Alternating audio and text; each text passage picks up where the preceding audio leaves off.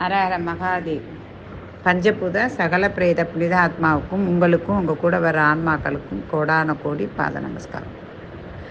அம்மா, என்கிட்ட அம்மா நீங்கள் எப்படி குருவானீங்க, உங்களுக்கு குரு இருக்காங்களா அப்படின்னு சொல்லிலாம் என்கிட்ட கேட்டாங்க நிறையா பேர். அதே மாதிரி குரு எப்படியெல்லாம் இருக்கிறாங்க. நிறையா குருமார்கள் ரொம்ப மோசமான அடுத்தவங்க பேச்சு கேட்டுட்டு, அவங்க நல்லவங்க தான், அவங்க அடுத்தவங்க பேச்சு கேட்டுட்டு அவங்க தீர வேசிக்காத, அதாவது சொல்லுவாங்க, கண்ணால் பார்ப்பது போய் காதால் கேட்பது போய் தீர விசாரிப்பதே மெய்யின்னு. ஆனால் அந்த குருகள் பல ஞானத்தில் இருப்பாங்க, பல பல அறிவாற்றலில் நிறைஞ்சிருக்கும், பல சிந்தனைகளில் இருப்பாங்க. அவங்க வாழ்க்கையிலையும் பல தோல்விகளும் வெற்றிகளும் மாறி மாறி நவகிரக கோள்கள் மாதிரி சுற்றி வரும். துன்பம் நிறைந்து அதில் வெண்ணெய் போல் தெளிந்து அதுக்கப்புறம் நெய்யாய் உருகி இறைவனுடைய அடியை சேர்றவங்க தான் குருமார்கள். அப்போ எவ்வளவு துன்ப மார்க்கங்களை கடந்து வந்திருக்கணும் அப்படின்னா அந்த குருமார்களுக்கு தெரியும். அப்படி இருக்கும்போது குருமார்கள் சீடர்களை அமைப்பாங்க. சீடர்களை ஏன் அமைக்கிறாங்க அப்படின்னா, அவங்க வாழை மரம் மாதிரி தான் அழிந்து போகக்கூடிய காலகட்டத்தில் தனக்கு அந்த இன்னொரு தலையெடுத்து அந்த தலை தெளிர்ச்சி, அந்த தெளிச்ச விருட்ச மரம் போல் நாட்டுக்கும் வீட்டுக்கும் பஞ்ச பிரபஞ்சத்தையும் அடக்கி ஆளக்கூடிய தன்மை இந்த குருமார்களுக்கு சேரும். அதாவது ஆரம்ப காலத்தில் அவங்களும் ஒரு குருக்கு சீடராகவே இருப்பாங்க. பல துன்பங்களை கடந்து வரும்போது இந்த பிரபஞ்சம் அவங்களுக்கு பாடங்களாகவே கற்றுக் கொடுப்பாங்க. குருமார்கள் யாரெல்லாம் குருவாக ஏற்றுக்குவாங்கன்னா, முக்கியமாக அவங்க சுவாசிக்கிற காற்றுல இருந்து, தண்ணியிலேருந்து, உட்கார்ற இடத்துல இருந்து, மரங்கள்லேருந்து, செடியிலேருந்து, குடியிலேருந்து தனக்கு கற்றுக் கொடுக்கக்கூடிய பாடங்கள் யாராக இருந்தாலும், ஒரு குருவியாக இருந்தாலும், ஒரு பாம்பாக இருந்தாலும், ஒரு உயிரற்ற ஒரு ஜீவனாக இருந்தாலும் சரி, மண் மலை இப்படி எல்லா பார்க்கும் இடமெல்லாம் குருவாக தெரியும். அவங்களுடைய மன நிறைவாக இருக்கும். அதனால் பார்க்கும் இடமெல்லாம் அவங்களுக்கு குருவே. அப்படி இருக்கும்போது ஒரு குருவாக ஏற்றுக்கொள்ளும் போது, குருக்கு குருவாக இருக்கும் பொழுது அவங்க வெற்றியே தொடுவாங்க, மிக சிறந்த வெற்றியை தொடுவாங்க, சிகரத்தையே அடையக்கூடிய வெற்றியை தொடுவாங்க. ஆனால் இவங்க என்ன பண்ணிடுறாங்க, இவங்களை குருமார்கள் சீடர்களாக வைப்பது அது ஒரு தனி செயல். ஆனால் அதே மாதிரி அந்த சீடர்களுடைய பேச்சுக்கு ஒரு சில குருமார்கள் அப்படியே மெய்மறந்து அவங்க பேச்சு கேட்கக்கூடிய ஆற்றலுக்கு இவங்க தள்ளப்படுவாங்க. குருமார்களை மறைக்கப்படுவாங்க. குருமார்களை யாரையும் பார்க்கக்கூடாது, வைக்கக்கூடாது, குருமார்களை இது பண்ணக்கூடாது, குருமார்களுக்கு அந்த இதில் இருக்கக்கூடாது. இவங்களும் காலப்போக்கில் இவங்களுடைய இந்த தவ வலிமைக்காகவும் பல துன்பங்களில் கடந்து வர்றதுனாலையும் இவங்க பல இன்னல்கள்லேருந்து தவிர்க்கிறதற்காக ஒதுங்கி ஒதுங்கி ஒதுங்கி போவாங்க. ஆனாலும் இவங்க சூட்சும ரகசியத்தில் இறைவன் சேர்க்கப்படுவான். ஒரு குருக்கு குருவாகவும் சீடருக்கு சீடராகவும் இவங்களை தேர்வு செய்யக்கூடிய ஆள்களை இறைவனே நிர்ணயிப்பான். நிர்ணயித்ததுக்கு அப்புறம் ஒருத்தவங்க இவங்க நல்லவங்களை கெட்டவங்க அப்படி, அதாவது ஒரு நண்பனை தேர்வு செய்யக்கூடாது. தேர்வு செய்ததுக்கு அப்புறம் அந்த நண்பனை பற்றி ஆராயக்கூடாது. இதுதான் சூட்சும ரகசியம். அதே மாதிரி குருவாக இருக்கட்டும், குருக்கு குருவாக இருக்கட்டும், அவங்களுக்குள்ள எடுத்ததுக்கப்புறம் ஒரு சீடனே தவறு செய்தால் அதை திருத்தி கொண்டு வருவது தான் குருவுடைய வேலையே. குருமார்கள் ஏன் அவங்கள திருத்தி கொண்டு வரணும் அப்படின்னா, நம்ம கொஞ்சம் காலத்துக்கு அப்புறம் எப்படினாலும் அதிகபட்சம் ரொம்ப நாள் 100 வருடங்களுக்கு மேலே தாண்டவே முடியாது. 100 வருடம் தாண்டுறதுன்னா நான் குருமார்களுடைய சூட்சும ரகசியத்தை வைத்து தாண்டலாம்.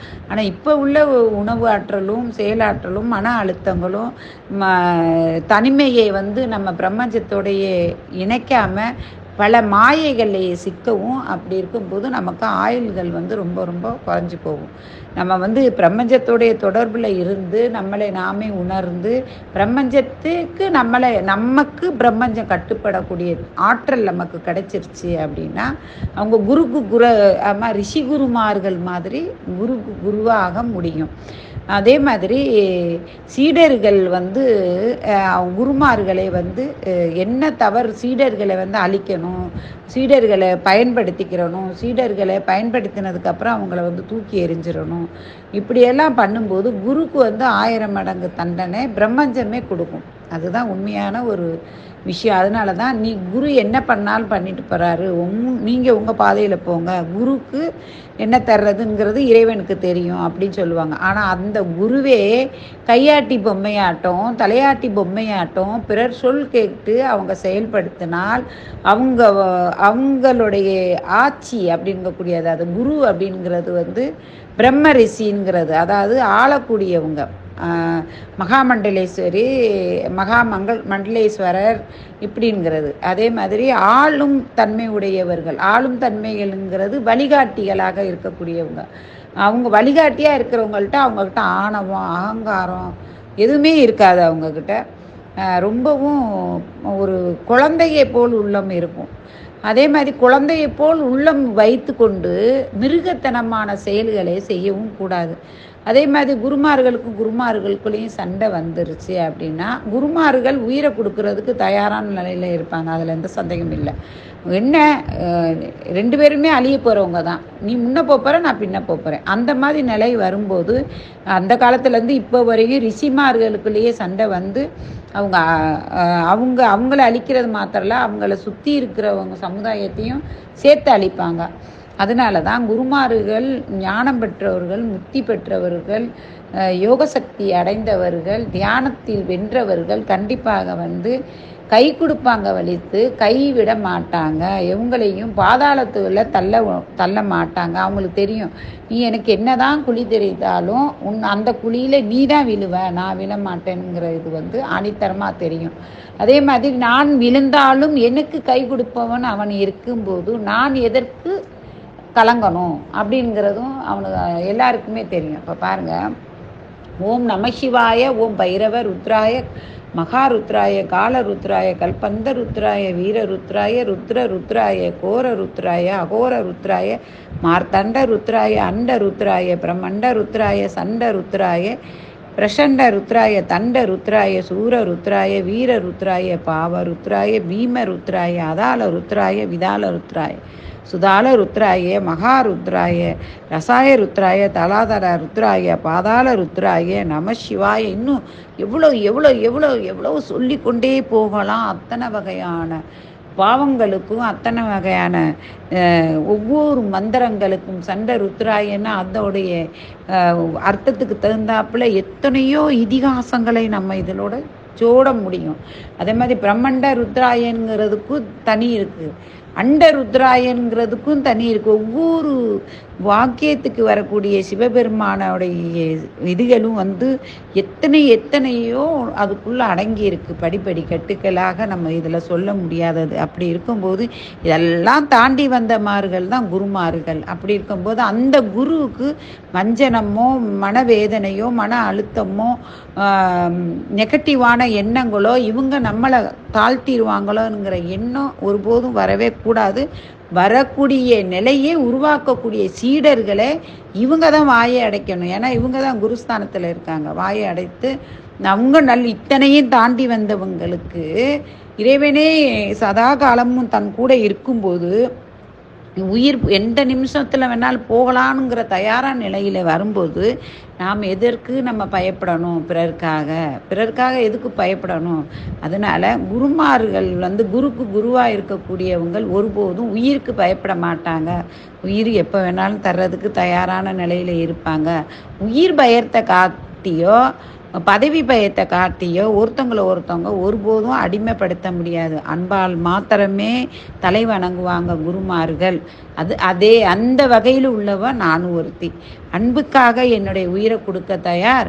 அகங்காரத்துக்காக வர்றவங்களுக்காக நான் அதுக்கு நின்று என் உயிரை கொடுக்கவும் தயார். உயிர் எப்போ வேணாலும் போகட்டான், ஆனால் இப்படி தான் போகணுங்கிற முறையை இறைவன் ஆல்ரெடி வகுத்துட்டான். அப்படி இருக்கும்போது திருப்பி திருப்பி நமக்கு வந்து ஒரு புத்தகம் போட்டு வகுக்க மாட்டான். அப்படின்னால நம்ம வந்து இறைவன் ஒருவன் இருக்கான், பிரம்மஞ்சம் ஒன்று இருக்குது, நம்மளை எல்லாமே அவன் கணித்து கொண்டு இருக்கான் அப்படிங்கிறத நம்ம மறந்துடக்கூடாது. அதே சமயத்தில் குருமார்களுக்கு கீழே வந்து சீடர்களாக வர்றவங்களா இருக்கட்டும், குருவாக இருக்கிறவங்களா இருக்கட்டும், வாக்குறுதி ரொம்ப முக்கியம். வாக்குல நம்ம என்ன சொல்கிறோமோ அதை கண்டிப்பாக செஞ்சு ஆகணும். அப்படி வாக்கை தவறிட்டாலே குரு அந்தஸ்தை நீங்கள் தவறிட்டு இருக்கீங்கன்னு தான் அர்த்தம். அதை வந்து மையமாக கொண்டு வரலாம். ரிஷிமுனியே ஒரு மன்னராக இருந்து தான் விஸ்வாமித்தரே வந்து விஸ்வாமித்தர் பட்டம் பெறக்கூடிய தகுதியே வாக்குக்காகவே அவருடைய காலங்களை வந்து சிவனே தவமே என்னாலும் சிவமே எம்ட்டு தவத்துக்காகவே தன்னை அர்ப்பணம் பண்ணி இழந்து போன நாடுகளை திருப்பி மீட்டவர் விஸ்வாமித்தருங்கிற பட்டம் பெற்றவர். அப்படிப்பட்ட இந்த மண், இந்த பூமி, அதில் உதிச்சவங்க யாரும் வந்து வாக்கை காப்பாற்றலைன்னா அதுக்கு உரியதை அவங்க உயிர் போகும் தரை வரையும் விடவே மாட்டாங்க. இதுதான் உண்மையான விஷயம். அதை விட்டுட்டு அன்னைக்கு பார்த்தோம், இன்னைக்கு பார்த்தோம், அன்னைக்கு உனக்கிட்ட ஏதோ நான் எதிர்பார்த்தேன், அது கிடைக்கல, அதனால இது மரத்தில் காணி கிடைக்கல, மரத்தில் பழம் கிடைக்கல, அந்த மரத்தை பச்சை மரத்தை எரிச்சு கொன்று அந்த மரத்தை அழிச்சிரு அப்படிங்கிற ஒரு வக்ர எண்ணம் மற்றவங்க பேச்சு கேட்டு வந்தால் அந்த குருவுக்கு குருமார்கள் அழிவுக்கு நிச்சயம் அப்படிங்கிறது தான் உங்களுக்கு காலங்காலமாகவே சொல்லிட்டு வர்றாங்க. ஆனால் குருமார்களுக்கு தெரியும் எப்போதுமே வந்து நமக்கு இறைவனடிய பிரம்மஞ்ச சக்தி இருக்குது அப்படின்னு இருக்கும்போது நம்ம எதுக்கும் பயப்பட தேவையில்லைங்கிற இருக்கிற வரையும் கண்டிப்பாக ஒருபோதும் குருமார்களை யாருனாலையும் யாரும் அழிக்க முடியாது. இறைவன் ஒருவனே அழிக்க முடியும். அப்படி அழிக்கும் தருகாயில் வரும்போது கூட பட்டணத்தார் கல்மரத்தில் கல்வன் என்று பட்டம் சுற்றி கல்மரத்தில் கட்டி அவரை எரிக்க சொல்லும்போது கூட தலையை எடுக்கும்போது கூட அந்த கழு மரமே பட்டு எரிஞ்சிருச்சான். அப்படி இறைவனுடைய நாட்டத்தில் இருக்கிறவங்களை ஒருபோதும் யாரும் வந்து அழிக்கவோ இது பண்ணவோ முடியாது. அது அவங்களே குழி தோன்றதுக்கு சமம். அடுத்த பதிவில் வந்து குருமார்களுடைய இதை பற்றி இன்னும் விரிவாக உங்களுக்கு விளக்கம் தரேன். இந்த நாட்டுகளில் வந்து எப்படியெல்லாம் யாரெல்லாம் எந்த குரு ஸ்தானத்தில் இருக்காங்க, எந்த லெவலில் இருக்காங்க, குருமார்கள் என்னென்ன தவறுகள் செய்கிறாங்க, குருமார்கள் எதையை கொண்டு பயணம் போகிறாங்க அப்படிங்கிறதும் அடுத்த வீடியோவில் கண்டிப்பாக இன்னும் தெளிவான விளக்கங்கள். இது குருமார்களை சொல்கிறேன்னா நிறைய சொல்லிகிட்டே போகலாம். நான் ஒவ்வொரு இதுகளும் வந்து மறைமுகமாக நான் உங்களுக்கு நான் விரும்புகிறேன். ஆனால் இது ஏன் எதுக்குன்னா குருமார்கள் தன்னை மாற்றிக்கொள்ள வேணும், சிஷிய பிள்ளைகளை வைத்து முன்னேற வேணுங்கிறதுக்காகத்தான். வாழ்க வளமுடன். ஜெய் ஸ்ரீராம்.